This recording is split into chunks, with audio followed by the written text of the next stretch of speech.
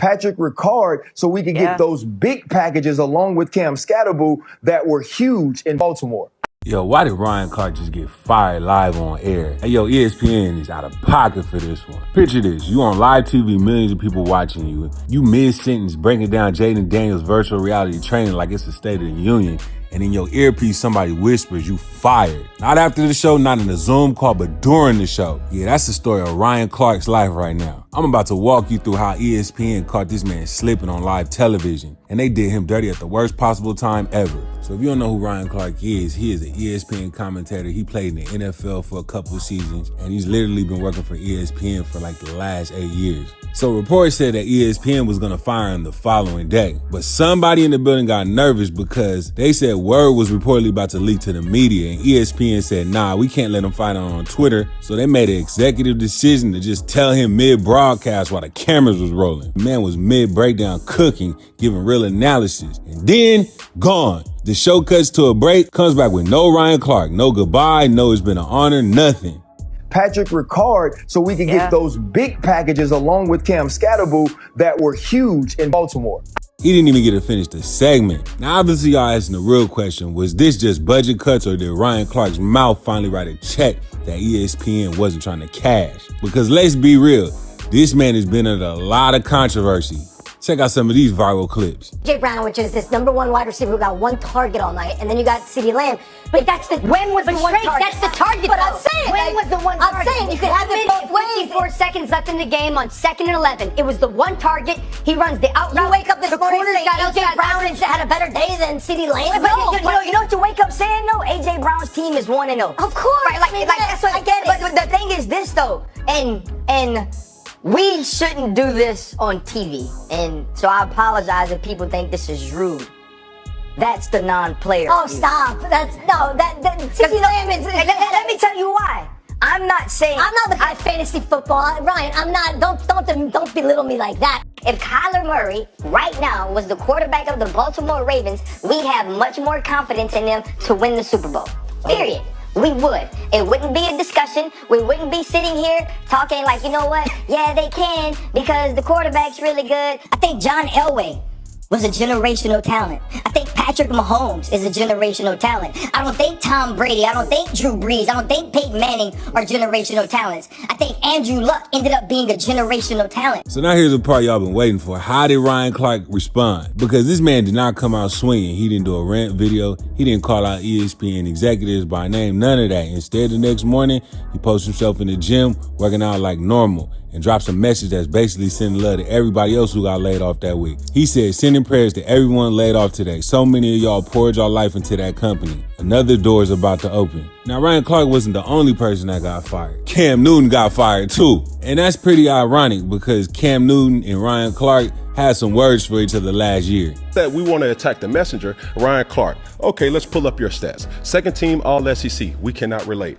Undrafted in 2002, we cannot relate. Then you have one Pro Bowl in 2011, we cannot relate. So if you want to unlock Petty Cam and everything that Cam Newton has ever said on this 4th and 1 show has always been backed by merit and logic, but some way, shape, form, people keep attacking Cam the person or why he didn't jump on the fumble, why he didn't do this or comparing and contrasting. So when I compare and contrast you guys' statistics and Dan Orlovsky, never mind. Now, you know, the whole industry was kind of upset, especially Boosie. Boosie took to his Twitter and he spoke out in defense for Ryan Clark. He said, Ryan Clark, start your own you different. The real will always be feared, and the fake will be accepted. This world has a plan to stop all those who can't control, specifically the black man. Stay woke. Boosie wasn't the only one that expressed his sympathy. Stephen A. Smith also sent his condolences. I'm gonna miss him. I am not happy about this decision one bit. The bosses know I'm not happy about this decision. I've made that very, very clear. But it's also important that myself and anybody else in the world of business be grown-ups and understand that these are the kind of things that happen when layoffs happen. It's Tuesday, and by the end of this day, you're gonna hear about a lot more folks getting laid off. People that are my colleagues, my contemporaries. For all I know, And I don't know the names yet, but for all I know, some more of my friends are gonna be gone. Deion Sanders also stood in solitude with Ryan Clark. He took to Twitter and wrote, "This is one of the many reasons I love this brother to life. This was arguably the best talent on the ESPN roster. How can you know who still be there and Ryan Clark ain't? Wow, and please tell me the rumors of Cam Newton ain't true. And this dude is still there." That was before the news of Cam Newton got fired. He responded to his firing. Working alongside with some of the most talented journalists and, sports individuals that cover sports was something that it got me to realize and have a newfound respect for the skill. So when you hear certain things, it was like, dang, it's messed up how they did Ryan. Hold on real quick.